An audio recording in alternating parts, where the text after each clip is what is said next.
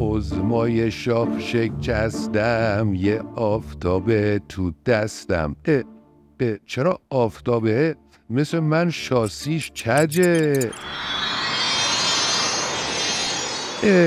امام تو آفتابه چی کار میکردی؟ لاکن خیلی خری، اینقدر کنار آفتابه عکس گرفتم که آخرش کردنم تو آفتابه. امام یاد گول چراب جادو افتادم، همه رو برق میگیره، ما رو شوهرمه ادیسون. لاکن کفه، من چیم از قول جادو کمتره؟ حالا قول چراب جادو نیست، به جاش دیب آفتابه جادو که هست.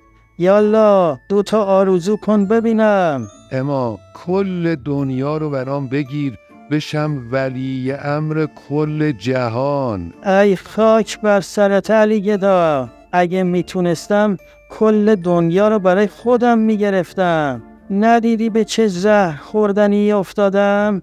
اینو نمیتونم، لاکن بعدی رو بگو. نمیتونی؟ خب بیا و قاسم رو برام زنده کن. لاکن چه فایده داره زندش کنم؟ دوباره کتلتش میکنن. اینم نمیشه، برو بعدی. اینام نمیتونی؟ ببین ملت بد جوری به هم پیله کردن، میخوان کله پام کنن. یه کاری کن دیگه این اغتشاشگرا و براندازا و دشمنا بی خیالم بشن. امام کجا میری؟ لاکن علی گدا، دارم میرم و 2 تا آرزوی اولت برآورده کنم.